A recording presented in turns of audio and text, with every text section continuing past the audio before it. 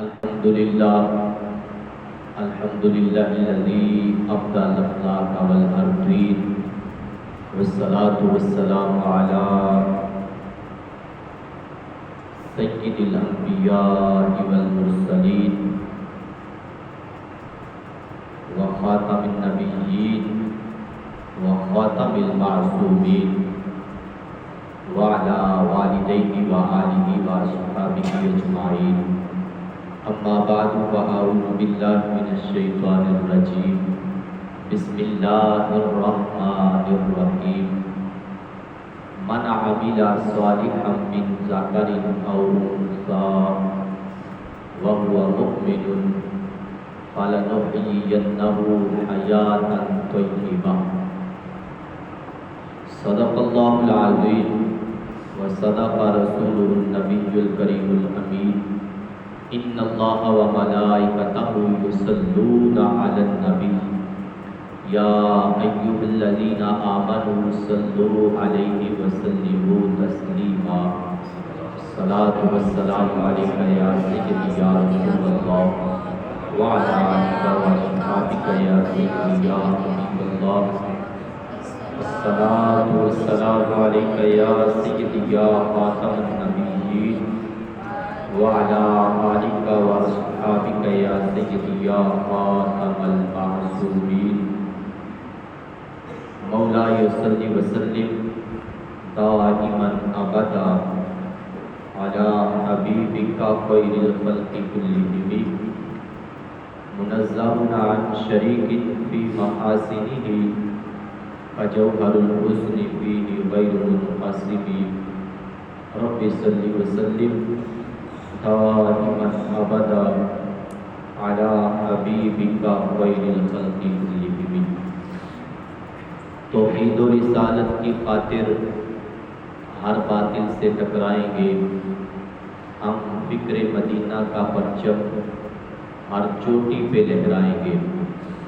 معبود فقط ہے ایک خدا، مسجود فقط ہے ایک خدا.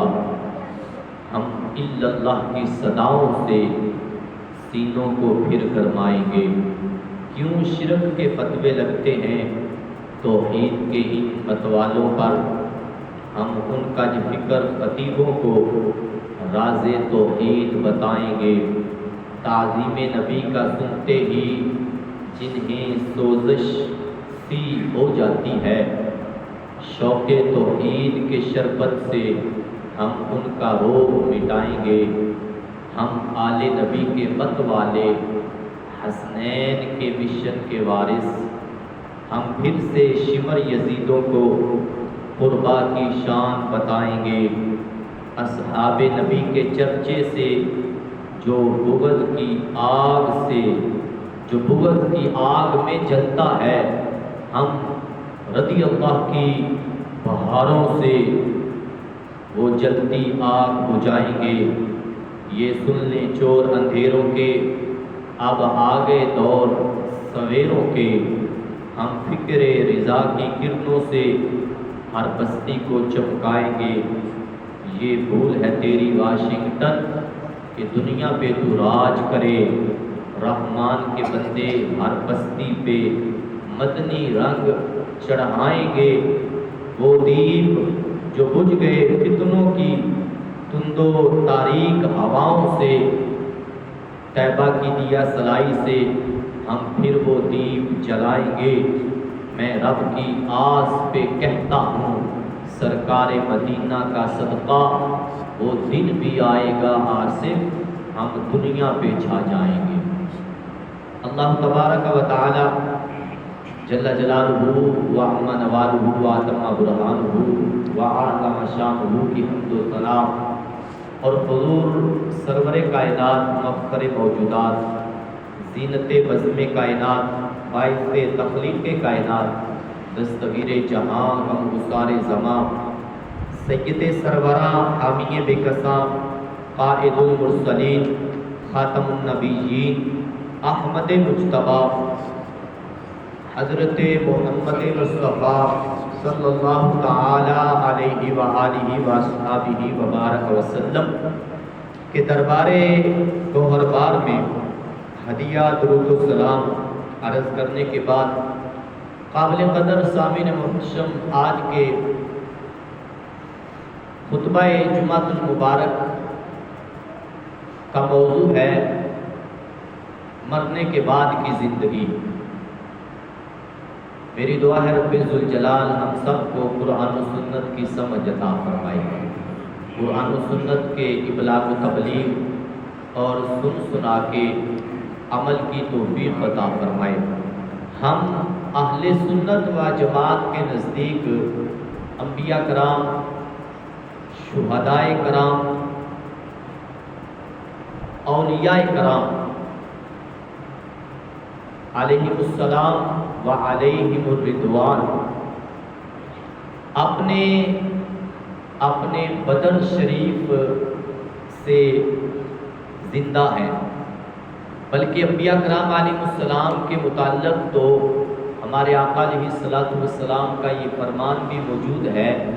تجبال آقا علیہ السلام فرماتے ہیں کہ اللہ تعالیٰ نے زمین پہ حرام کر دیا ہے کہ وہ کسی بھی نبی علیہ السلام کے جسم پاک کو کھائے۔ مطلب یہ ہے کہ زمین نبی علیہ السلام کے جسم کو کھاتی نہیں، یہ ہمارے آقا علیہ السلام کا فرمان ہے۔ اسی طرح شہداء اور اولیاء علیہم الرحمہ والثناء کے ابدان اور کفن بھی اپنی اپنی قبروں میں صحیح و سلامت رہتے ہیں۔ وہ حضرات روزی اور رزق دیے جاتے ہیں۔ شہداء کے متعلق تو قرآن مجید برہان رشید کی آیت طیبہ بھی ہے، 2 آیات ہیں، ان میں ایک میں تو یہ ہے رب ذوالجلال فرماتا بل احیاء عند ربہم یرزقون، بلکہ وہ اپنے رب کے پاس زندہ ہے اور اللہ عز و جل انہیں رزق بھی عطا فرماتا ہے۔ یہ شہداء کے متعلق ہے۔ شہداء کی زندگی بہت اعلیٰ ہے۔ زندگی اور رزق کی یہ قسم ان لوگوں کو حاصل نہیں ہوتی جو ان کے ہم مرتبہ نہیں، اور انبیاء کرام علیہ السلام کی زندگی سب سے اعلیٰ ہے۔ شہداء اور اولیاء سے بھی اعلیٰ جو زندگی ہے وہ انبیاء کرام علیہ السلام کی ہے، اس لیے وہ جسم اور روح دونوں کے ساتھ ہے، جیسی کہ دنیا میں تھی اور ہمیشہ رہے گی۔ اس لیے ہم اہل سنت و جماعت کا عقیدہ ہے تمام انبیاء کرام علیہ السلام اپنی اپنی قبروں میں زندہ و جاوید ہیں، اور ہمارے آقا علیہ السلام جو تمام انبیاء علیہ السلام کے بھی نبی ہیں، وہ اپنی قبر انور میں اپنی جسمانی حصی حقیقی زندگی کے ساتھ اپنے غلاموں کو بھی دیکھ رہے ہیں۔ محبوب علیہ السلام کے غلاموں،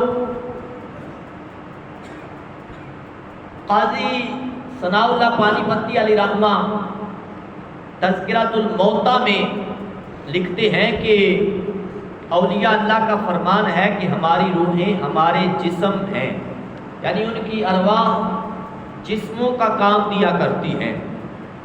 یہ بات فارسی میں تھوڑی سی لمبی ہے، اور علامہ امام علی قاری شرح مشکات میں لکھتے ہیں اولیاء اللہ کی دونوں حالتوں، یعنی حیاتی اور مماتی، حیات بھی ممات بھی، زندگی بھی موت بھی، دونوں حالتوں میں اصلاً فرق نہیں۔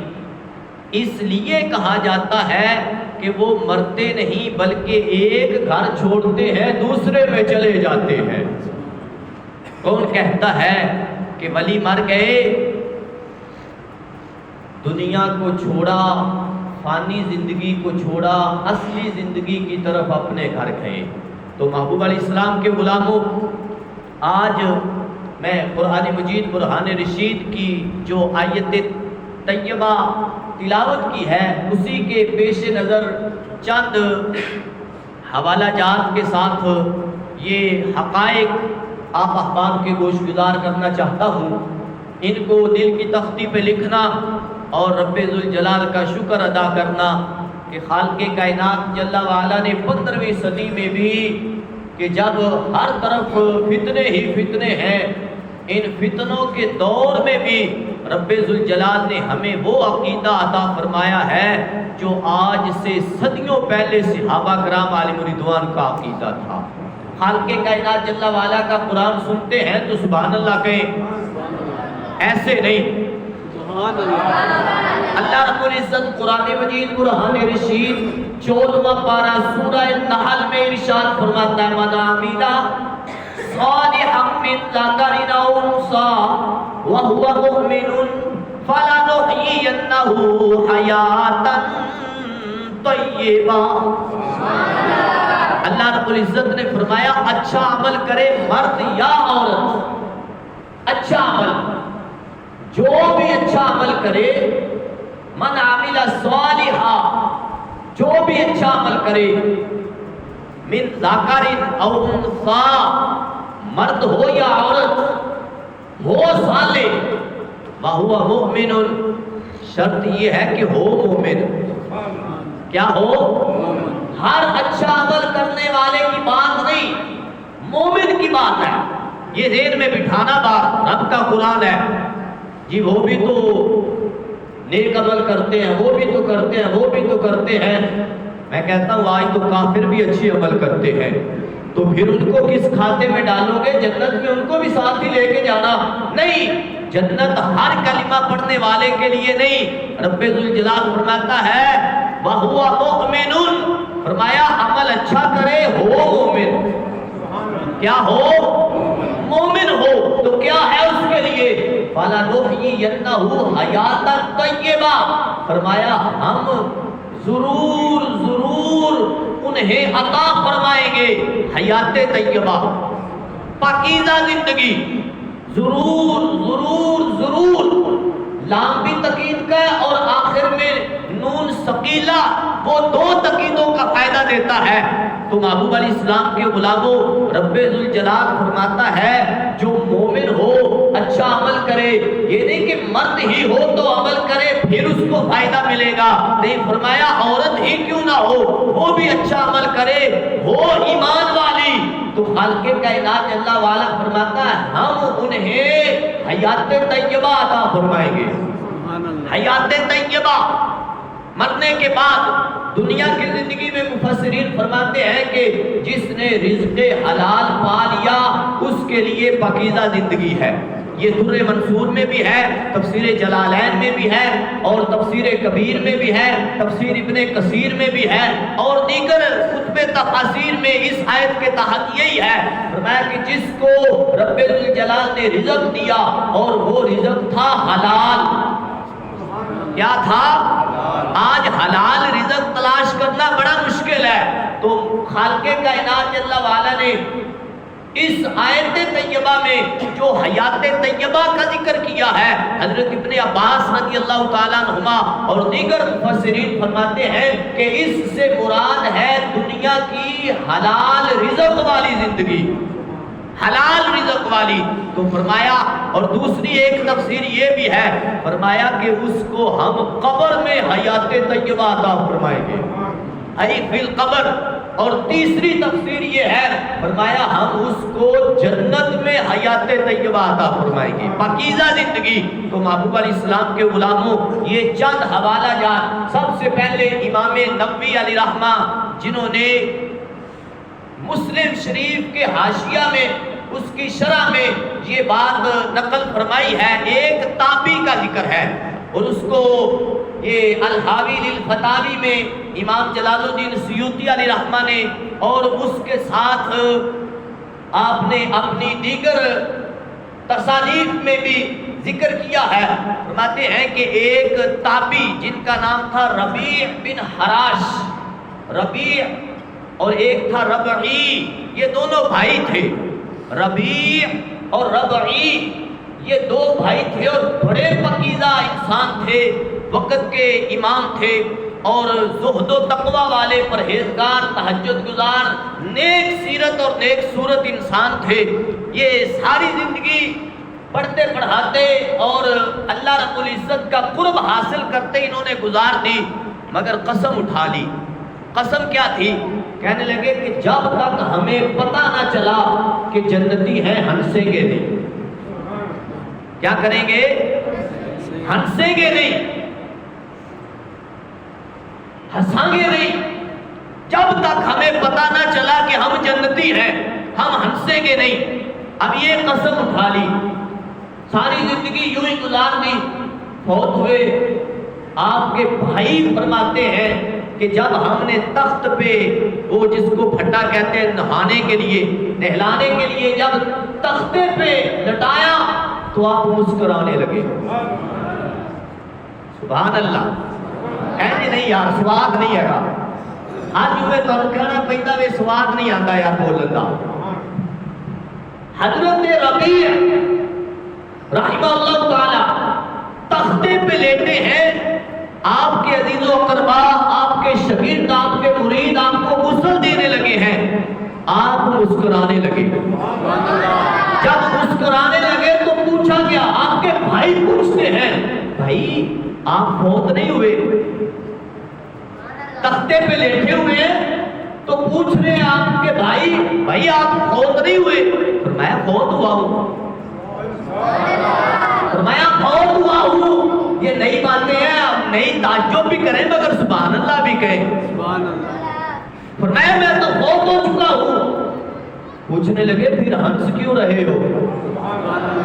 ہنس کیوں رہے ہو؟ فرمایا میں نے کہا تھا، قسم اٹھائی تھی کہ میں اس وقت تک ہنسوں گا نہیں جب تک مجھے پتہ نہ چل جائے کہ میں جنتی ہوں۔ فرمایا اب میں تختے پہ لیٹا ہوں، مجھے جنت کی خوشبو آ رہی ہے۔ فرمایا گواہ ہو جاؤ میں جنتی ہوں۔ میں کیا ہوں؟ جنتی ہوں۔ اب مجھے جنت کی خوشبو آ رہی ہے اور مجھے پتہ چل گیا ہے کہ میں جنتی ہوں، اس لیے ہنس رہا۔ اب جن کو رب ذوالجلال نے یہ شان عطا فرمائی ہے، اور اگلی بات بھی پھر لکھتے ہیں، اور یہ اس کا اگلا جملہ سیدہ طیبہ عائشہ صدیقہ ام المومنین رضی اللہ تعالیٰ عنہا نے بھی فرمایا، اور خبر محبوب علیہ السلام نے عطا فرمائی۔ لجپال آقا علیہ السلام فرماتے ہیں میری امت میں ایک عنقریب بندہ ہوگا، فرمایا عنقریب میری امت میں ایک بندہ ہوگا جو مرنے کے بعد بھی کلام کرے گا، مرنے کے بعد بھی کلام کرے گا۔ تو ام المومنین رضی اللہ تعالیٰ عنہا تک جب یہ بات پہنچی، جب یہ پہنچائی گئی کہ اماں جی یہ معاملہ پیش آیا ہے، تو اماں جی آگے فرماتی ہیں یہ وہی بندہ ہے جس کے متعلق میرے آقا علیہ السلام فرما گئے ہیں۔ اور اگلی بات کیا ہے؟ اب غسل ہو گیا، جب غسل ہو گیا تو جنازے کے لیے، دفن کرنے کے لیے لوگ قبرستان کی طرف نہیں لے کے جا رہے۔ آپ نے پھر کیا کیا؟ توجہ فرمانا، توجہ۔ آپ نے اپنے چہرے سے کپڑا ہٹایا، کفن، چہرے سے کپڑا ہٹایا اور آواز دی، فرمایا بھائی مجھے دفن کے لیے کیوں نہیں لے کے جا رہے؟ گھر والے کہتے ہیں کہ وہ فلاں رشتہ دار ابھی تک نہیں پہنچا، فلاں رشتہ دار اس کا انتظار کیا جا رہا ہے، وہ عزیز آئے گا تو پھر لے کے جائیں گے۔ فرمایا عزیز کو چھوڑو، نبیوں کے سلطان قبر میں میرا انتظار کر رہے ہیں۔ تو محبوب علیہ السلام کے غلاموں، یہ ہے حیات طیبہ جس کا رب ذوالجلال نے وعدہ کیا ہے، اور یہ ضروری نہیں کہ وقت کا ولی ہو تو اسے ہی یہ حیات طیبہ ملتی ہے۔ خالق کائنات جل وعلا نے اس حیات طیبہ کا تو عام اعلان کیا ہے، شرط یہ رکھی ہے، فرمایا مومن ہو، اچھے عمل کرے، مرد ہو یا عورت ہو، ہم اسے پاکیزہ زندگی عطا فرمائیں گے۔ محبوب علیہ السلام کے غلاموں، ایسے ہی اور بھی بہت سے شواہد ہیں، بہت سے۔ یہ فتاوی رضویہ شریف میں میرے امام نے، بریلی کے تاجدار نے بہت سے یہ حقائق پیش کیے ہیں۔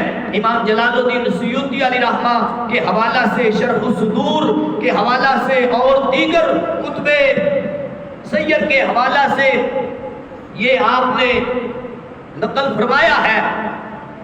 فرماتے ہیں کہ حضرت ابو سعید خراس قدس سرہ الممتاز سے روایت ہے، فرماتے ہیں کہ میں مکہ مکرمہ میں تھا، باب بنی شیبہ میں ایک جوان مردہ پڑا تھا، فوت ہو چکا تھا باب شیبہ میں۔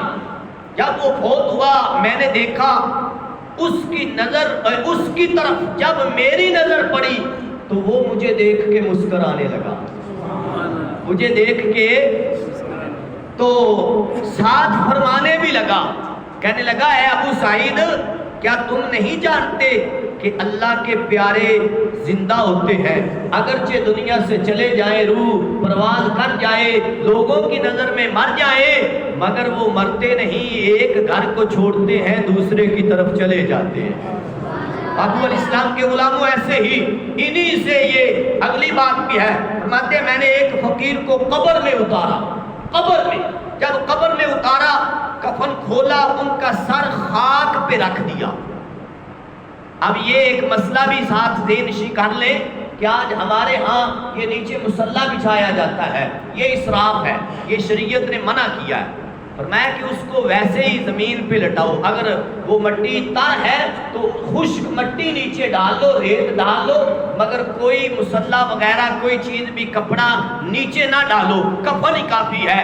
تو فرمایا کہ میں نے ان کا سر زمین پہ جب خاک پہ رکھ دیا تو وہ آگے سے فرمانے لگے یا ابا علی، اے ابو علی تم مجھے اس کے سامنے ذلیل کرتے ہو جس نے ساری زندگی میرے ناز اٹھائے۔ اب وہ قبر سے بول رہے ہیں، بول کے فرما رہے ہیں میرے ساری زندگی تو رب ذوالجلال ناز اٹھاتا رہا، خالق کائنات نے میرے ناز اٹھائے ہیں، اور تو آج اس کے سامنے مجھے خاک پہ رکھ کے چھوڑ کے جا رہا ہے۔ اللہ اکبر کبیرہ۔ محبوب علیہ السلام کے غلاموں آگے پھر وہ جملہ بولتے ہیں، فرمایا بل انا حی، پوچھتے ہیں وہ ابو علی پوچھتے ہیں بھئی آپ زندہ ہو؟ فرمایا میں تو فوت ہو چکا ہوں، لیکن بات کیا ہے؟ فرمایا بل انا حی، اگرچہ میں فوت ہو چکا ہوں لیکن ہوں زندہ، کیوں؟ وَكُلُّ مُحِبِّ اللَّهِ حَيٌّ، اس لیے کہ رب کا ہر محبوب ہی زندہ ہوتا ہے، رب ذوالجلال کے پیارے زندہ ہوتے ہیں۔ لجپال آقا صلی اللہ تعالیٰ علیہ وسلم کی چچی اور ولیوں کے امام کی ماں حضرت سیدہ طیبہ فاطمہ بنت اسد، مولا علی کرم اللہ تعالیٰ وجہ الکریم کی اماں جان، حسنین کریمین رضی اللہ تعالیٰ عنہما کی دادی جان حضرت فاطمہ بنت اسد، ان کا جب وصال ہوا تو مولا علی رضی اللہ تعالیٰ عنہ روتے روتے محبوب علیہ السلام کی بارگاہ میں حاضر ہوئے۔ لجپال آقا علیہ السلام نے پوچھا علی کیوں رو رہے ہو؟ کہا آقا میری اماں جی پردہ فرما گئی ہیں۔ محبوب علیہ السلام نے فرمایا جب ان کو غسل دے لو، کفن دینے سے پہلے محبوب علیہ السلام نے اپنی کملی اتار کے دی، فرمایا کفن دینے سے پہلے یہ چادر ان کے جسم کے ساتھ لگے، یہ کفن پہلے دینا، بعد میں دوسرا کفن کا کپڑا ان کو پہنانا۔ محبوب علیہ السلام کے غلاموں توجہ فرمانا، یہ جو تم داتا صاحب چادریں چڑھاتے ہو، یہ فلاں دربار پہ چڑھاتے ہو، فلاں پہ چڑھاتے ہو، یہ کہاں سے آ گئی؟ میں نے کہا سب سے پہلے نبیوں کے سلطان نے اپنی چاچی کو چادر عطا فرمائی تھی۔ محبوب علیہ السلام کے غلاموں یہ چادریں ہم جو درباروں پہ چڑھاتے ہیں یہ ہم نے گھڑ کے نہیں چڑھائی، یہ تو ہم نے محبوب سے بڑھ کے چڑھائی ہے۔ تو محبوب علیہ السلام کے غلاموں اب کریم آقا علیہ السلام نے چادر عطا فرما دی۔ چادر، اب چادر کے ساتھ کیا ہوگا؟ چادر کے ساتھ توجہ کرنا، بخاری میں ہے ہمارے آقا علیہ السلام کی بارگاہ میں ایک عورت اپنے ہاتھ سے بن کے، اپنے ہاتھ سے تیار کر کے، اس میں نقش و نگار بھی وہ اس نے کیے، بہت خوبصورت وہ اس نے کڑھائی بھی کی، بڑی پیاری سی چادر اپنے ہاتھ سے بنا کے محبوب علیہ السلام کے لیے محبوب کی بارگاہ میں لے کے آ گئی۔ عرض کرتی ہے یا رسول اللہ صلی اللہ علیہ وسلم یہ تحفہ قبول فرمائیے۔ لجپال آقا علیہ السلام نے قبول فرمائی ہے اور اپنے جسم اقدس پہ اوڑھ لی ہے۔ کریم آقا علیہ السلام نے چادر اوڑھی، لجپال آقا صلی اللہ تعالیٰ علیہ وسلم کے ایک غلام کھڑے ہوئے، محبوب علیہ السلام سے عرض کرتے ہیں سرکار یہ چادر مجھے عطا فرما دے، یہ چادر بولتے ہیں یہ چادر مجھے عطا فرما دے۔ کریم آقا علیہ السلام کی بارگاہ میں نہ تو ہے ہی نہیں، نہ تو بریلی کے تاجدار سے پوچھ لیتے ہیں، آپ فرماتے واہ کیا جود و کرم شاہ بطحا تیرا، نہیں سنتا ہی نہیں مانگنے والا تیرا۔ محبوب علیہ السلام کی بارگاہ میں نہ تو ہے ہی نہیں، اور بخاری میں ہے سیدہ ام المومنین عائشہ صدیقہ رضی اللہ تعالیٰ عنہ فرماتی ہے محبوب علیہ السلام کی بارگاہ میں کوئی منگتا آئے، سرکار کے پاس کوئی چیز نہ بھی ہو، سرکار اس کو خالی نہیں بھیجتے، کسی سے لے کے دے دیتے ہیں، خالی نہیں بیچتے۔ اور پھر محبوب علیہ السلام کے پاس ابھی چادر نہیں آئی ہے، محبوب نے ابھی زیبتن فرمائی ہے، لجپال آقا علیہ السلام نے اتار کے غلام کو دے دی۔ اب دوسرے صحابہ کرام علیہ رضوان اس سے فرمانے لگے بھئی تجھے پتا تھا نا کہ سرکار علیہ السلام کو چادر کی ضرورت تھی، تم نے پھر بھی مانگ لی، کیوں مانگی؟ فرمانے لگے نہ میں نے سردی سے بچنے کے لیے مانگی ہے، نہ میں نے گرمی سے بچنے کے لیے مانگی ہے۔ پھر کیوں مانگی بھائی؟ نہ سردی سے بچنے کے لیے نہ گرمی سے بچنے کے لیے۔ سنی اپنے عقیدے پہ ناز کر اور رب ذوالجلال کا شکر ادا کر، خالق کائنات نے 15ویں صدی میں بھی تجھے وہ ایمان عطا فرمایا ہے جو اس وقت کے صحابہ کا تھا۔ آج وہ جھلک دیکھنی ہے تو سنی کا سینہ کھول کے دیکھ لو، صحابہ کے عقیدے کی جھلک نظر آ جائے گی۔ محبوب علیہ السلام کے غلاموں، اب غلام کیا کہتے ہیں؟ فرمایا نہ سردی سے بچنے کے لیے نہ گرمی سے بچنے کے لیے، کس لیے؟ فرمایا قبر کے عذاب سے بچنے کے لیے۔ کس لیے؟ بول دے کس لیے؟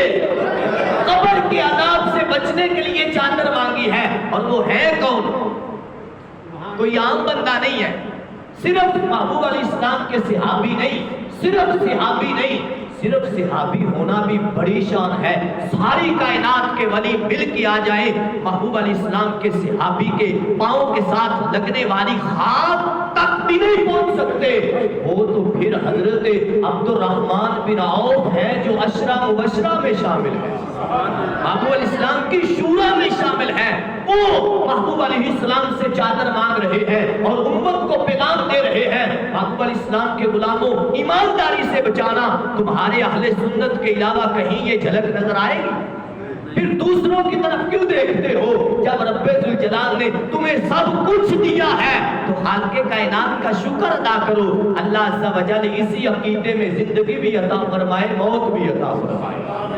محبوب علیہ السلام کے غلاموں، حضرت سیدہ فاطمہ بنت اسد رضی اللہ تعالیٰ عنہ مولا علی کی اماں جان ہے، فلائد کو جنم دینے والی ہے، محبوب علیہ السلام کی چچی جان ہے۔ اب ان کا وصال ہوا ہے، سرکار علیہ السلام نے چادر عطا فرمائی ہے۔ لجپال آقا صلی اللہ تعالیٰ علیہ وسلم نے چادر دی اور فرمایا علی غسل دینے کے بعد پہلے یہ چادر ان کے جسم کے ساتھ لگے، بعد میں کفن دینا۔ اب یہ معاملہ ہو گیا، قبر میں اتارنا چاہتے ہیں، لجپال آقا علیہ السلام فرماتے ٹھہرو پہلے میں جاتا ہوں قبر میں۔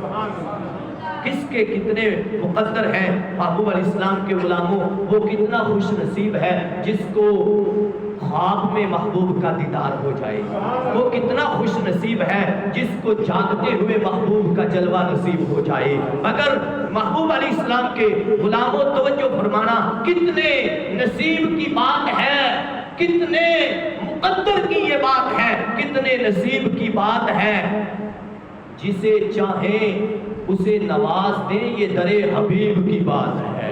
محبوب علیہ السلام کے غلاموں، لجپال آقا علیہ السلام قبر میں اترے ہیں اور پھر ان کو اتارا ہے، قبر بند کر دی گئی ہے۔ لجپال آقا علیہ السلام فرماتے ہیں کیا؟ فرمایا حل رائی تھی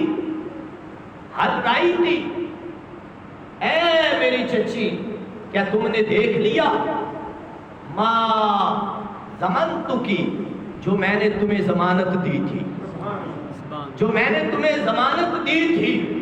قال حل رأیتی ما ضمنت کی، جو میں نے تمہیں ضمانت دی تھی قبر کے معاملہ میں، جو میں میں نے بات کی تھی کیا تم نے دیکھ لی ہے؟ اب صحابہ کرام علیہم رضوان یہ انتظار میں ہے کہ اب محبوب علیہ السلام تو بات بتا دی کر لی، کیا اندر سے بھی آواز آتی ہے؟ محبوب علیہ السلام کے غلاموں ابھی صحابہ اسی انتظار میں تھے کہ اندر سے بھی آواز آ گئی، ابھی لٹایا ہے قبر میں لجپال آقا علیہ السلام کی چچی ہے، مولا علی کی والدہ ہے، محبوب علیہ السلام کے غلاموں امام حسن کی دادی جان ہے، امام حسین کی دادی جان ہے، امام محسن کی جو بچپن میں محبوب علیہ السلام کے نواسے امام حسن و حسین کے بھائی سیدہ فاطمہ رضی اللہ تعالیٰ عنہا کے لخت جگر بہت ہو گئے، ان کی دادی جان ہے، کیا انداز ہے؟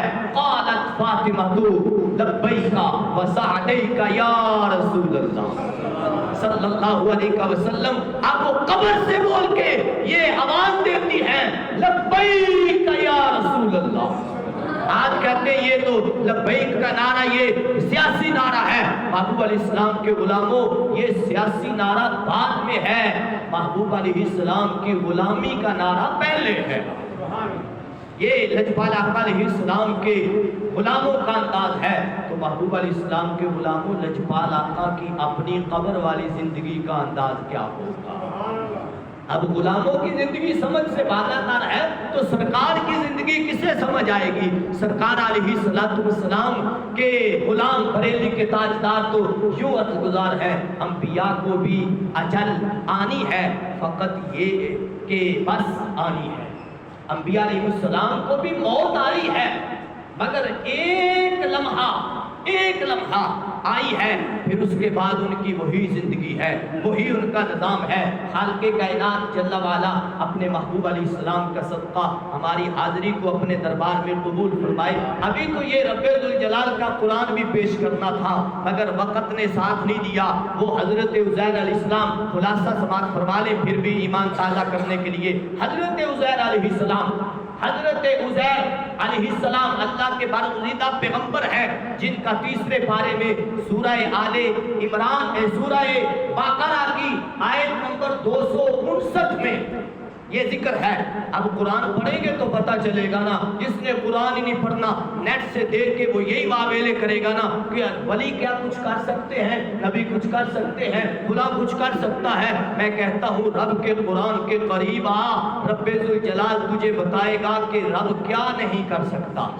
خالق کائنات نے اپنے بندوں کو کتنی کتنی شانیں عطا فرمائی ہیں۔ حضرت عزیر علیہ السلام کا گزر ہوا ایک بستی سے، یہ بیت المقدس کا علاقہ تھا، بخت نصر نے اس کو فوج کے ذریعے ملیا میٹ کر دیا، ویران کر دیا۔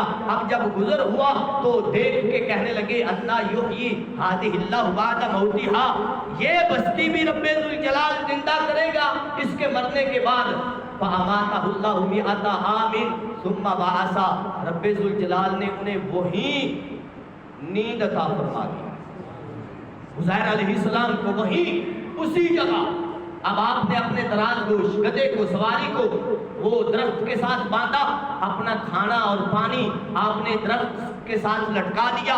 آپ صبح کا وقت تھا جب نکلے تھے تو آپ اس جگہ پہ آرام فرما ہوئے، اور جب وقت گزرا ہے ثم بعثہ، خالق کائنات نے نیند کے بعد انہیں پھر جگایا۔ جب جگایا تو اللہ عز و جل نے فرمایا کم لبثتا، کتنی دیر سوئے ہو؟ سبحان اللہ، تھوڑی سبحان اللہ تے بھی سبحان اللہ۔ کم لبثتا، کتنی دیر سوئے ہو؟ قال لبثت یوما او بعد یوم، اب جب سوئے تھے تو صبح کا وقت تھا، جب اٹھے ہیں تو ابھی سورج غروب نہیں ہوا، سورج غروب نہیں ہوا، اب اٹھ گئے ہیں۔ اب رب ذوالجلال نے پوچھا تو کہنے لگے یا باری تعالیٰ ایک دن سویا ہوں یا دن کا کچھ حصہ سویا ہوں، سارا دن نہیں، دن یا دن کا کچھ حصہ سویا ہوں۔ قال بل لبثت مئۃ عام، خالق کائنات فرماتا ہے میرے عزیر تم ایک دن نہیں 100 سال سوئے ہو۔ کتنی دیر؟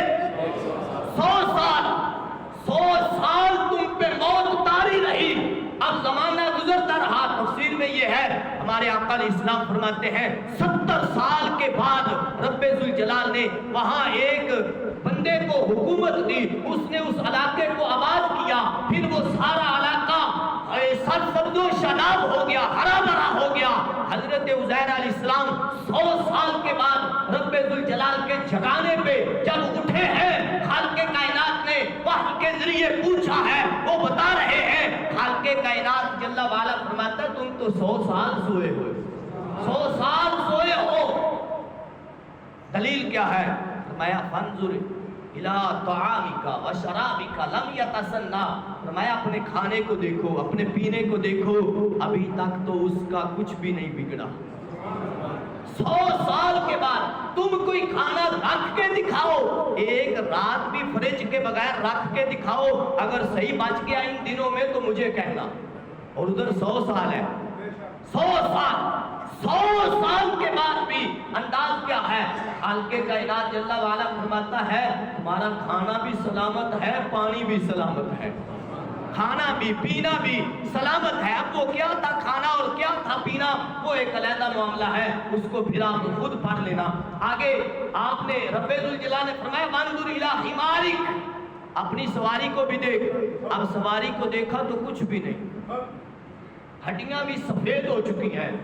हड्डियों से जब गोश्त उतर जाए और वक्त गुजर जाए तो वो उनकी सफेदी महसूस होती है, सफेदी नजर आना शुरू हो जाती है। तो खालिक़े कायनात ने फरमाया उनकी तरफ देख, फरमाया वालिना जअला का आयतल लिन्नास, हम तुझे लोगों के लिए निशानी बनाएंगे, तुझे वालिना जअला का आयतल लिन्नास, लोगों के लिए। वंजुर इलल इज़ामी कैफ़ नुनशिज़ुहा सुम्मा नक्सुहा लहमा। अब खालिक़े कायनात जल्ला वाला ने किस अंदाज में, जब ये बातें हो रही थी तो किस अंदाज में हो रही थी? अल्लाह अज़्ज़ा व जल ने सबसे पहले उनकी आंखों को जिंदा किया, आंखों को, और आंखों के सामने फिर उनके सारे जिस्म को जिंदा किया। अपने जिस्म को जिंदा होता भी देख रहे थे, अपनी सवारी के जिंदा होता भी देख रहे थे। और जब ये सारा देख लिया फलम्मा तबय्यन लहू क़ाल अअलम अन्नल्लाह अला कुल्ली शैइन क़दीर। अब ये हजरत उज़ैर अलैहिस्सलाम बोल उठे और कहने लगे हकीकत वाज़ेह हो गई, मैं जान गया हूँ कि ऐ अल्लाह तू हर चीज पे कादिर है, हर चीज पे। अब महबूब अलैहिस्सलाम के गुलामों फैसला करो ना, जब रब्बे जुल जलाल दुनिया में, अब वो कितने बादशाह, वो बादशाह गुजरा, बादशाह की आगे रियाया भी गुजरती रही, खालिक़े कायनात ने उन सब की आंखों से उनको ओझल रखा, किसी एक को भी देखने नहीं दिया। बड़े जमीन पे थे, जमीन ने भी नहीं खाया, कोई तकलीफ नहीं दी, किसी गुजरने वाले को नजर ही नहीं आए, वो तकलीफ कैसे देता? ना कोई जंगल का दरिंदा, ना कोई परिंदा, ना कुछ भी आपका बिगाड़ नहीं सका। जब रब्बे जुल जलाल हर चीज पे कादिर है तो महबूब अलैहिस्सलाम के गुलामों, जिनको खालिक़े कायनात अपना वली, अपना दोस्त, अपना प्यारा, अपना महबूब कहे, क्या उनको कब्र में जिंदगी देने पे कादिर नहीं? आज एक बंदा भगौड़ा दीन का उठ के खड़ा होके कहे कि अभी तुमने ही तो उसको गुस्ल दिया, तुमने ही कफन दिया, तुमने कब्र में उतारा, तुमने मिट्टी डाली, तुम ही तो सारा करके आए हो, अब जाके उनसे मांगना शुरू हो गए हो। मैं कहता हूँ तुम्हें यही तो पता नहीं, दुनिया की जिंदगी और है, कब्र की जिंदगी और है। ये है खालिक़े कायनात जल्ला वाला की कुदरत। अल्लाह अज़्ज़ा व जल ने उन्हें ये शान अता फरमाई। अब जब उठ के अपने घर को चले हैं, हजरत उज़ैर अलैहिस्सलाम जब आए थे तो 40 साल के थे, जब जा रहे हैं तो 40 साल के हैं। 100 साल सो के भी 40 साल के ही है, 100 साल के बाद भी 40 साल के। इसमें ये है इब्ने कसीर में, और इसमें भी है कंजुल ईमान की तफसीर खजाइनुल इरफान में भी, और कुतुबे तफसीर में भी है कि हजरत उज़ैर अलैहिस्सलाम का बेटा 18 साल का या 20 साल का था जब आप गए हैं, तो आपके पोते भी बूढ़े हो चुके हैं, आपका बेटा 118 या 20 साल का हो चुका है, आपको कोई पहचान नहीं रहा। आपकी घर की एक बांदी थी, लौंडी थी, वो नौकरानी थी, उसके पास गए हैं, उसको आवाज दी, पूछा उज़ैर का घर कहाँ है? कहने लगी ये उज़ैर का घर है, करीब ही। उसकी आंखें दूर हो चुकी थी। पूछा उज़ैर को जानती हो? कहाँ जानती तो हो, مگر پتہ نہیں کدھر گئے. فرمایا میں عزیر ہوں. اس نے کہا وہ تو مستجاب الدعوات تھے, رب ذوالجلال ان کی دعا کو قبول فرماتا تھا. اگر تم عزیر ہو تو میرے لیے دعا کرو, خالق کائنات مجھے آنکھیں عطا فرما دے.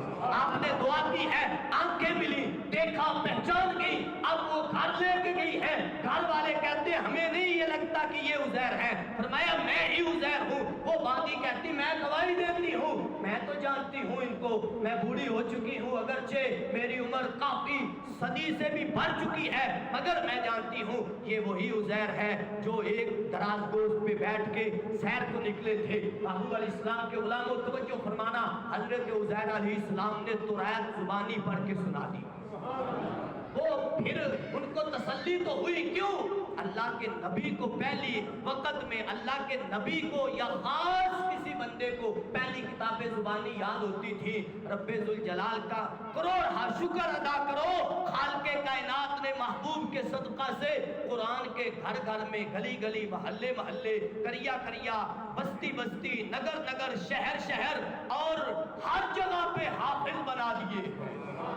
یہ محبوب علیہ السلام کی ختم نبوت کا فیضان ہے. اللہ عز و جل اپنے محبوب علیہ السلام کا صدقہ ہماری حاضری کو اپنے دربار میں قبول فرمائے اور ہمیں اپنے دین سے پیار کرنے کی توفیق عطا فرمائے. اگر آج ہم اپنے قرآن سے, اپنے دین سے پیار نہیں کریں گے تو جو کل جڑا والا میں معاملہ ہوا یہ جگہ جگہ ہوتے رہیں گے. محبوب علیہ السلام کے غلاموں, ہم دیکھیں گے نیٹ سے اور پھر ہم کیا کریں گے؟ کچھ بھی نہیں کر سکیں گے. یہ جو مجھے کہہ رہے تھے کہ سویڈن میں قرآن جلایا گیا, سویڈن میں یہ ہوا, سویڈن میں یہ ہوا, آپ یہاں کیوں رولا ڈال رہے ہو؟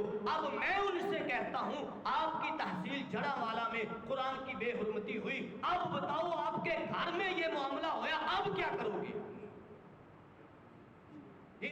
جو کہہ رہے تھے وہ جوان تھا یا بوڑھا تھا, یہ قاری صاحب یوں ہی بٹھا دیتے ہیں قرآن پڑھنے کے لیے. معاملہ تو سویڈن میں ہوا, یہاں کیوں بٹھایا ہمیں؟ اب میں ان سے کہتا ہوں معاملہ تو تمہارے گھر میں ہو گیا, تحصیل گھاری ہے, ضلع گھاری ہوتا ہے, یہ وطن گھاری ہوتا ہے, تو اب تمہارے گھر میں یہ معاملہ ہو گیا, قرآن کی بے حرمتی ہو گئی, یہ سارا معاملہ ہو گیا. قرآن پہ نبی علیہ السلام کو گالیاں دی گئیں, لکھ کے نبی علیہ السلام کو برا بھلا کہا گیا. اب بتاؤ تمہارا ایمان کدھر ہے, کیا کرتے ہو؟ ڈر کے مارے پولیس نہ پکڑ کے لے جائے, اندر بھر جاؤ گے اور کیا ہوگا؟ محبوب علیہ السلام کے غلاموں, اس کا بدلہ لینے کا نتیجہ یہ ہے اور طریقہ یہ ہے, بدلہ لینے کا طریقہ یہ ہے کہ اس قرآن پہ عمل کیا جائے. قرآن پہ عمل کیا ہے ہمارا؟ عمل اتنا ہے کہ ہم عصر کی نماز بھی نہیں پڑھیں گے, یہ ہے ہمارا عمل. اور قاری صاحب, امام صاحب, علامہ صاحب کہیں گے تو وہ برے ہیں. مولوی صاحب بس نماز پڑھاؤ, ٹکر اپنا کماؤ, تانوں بچیاں دا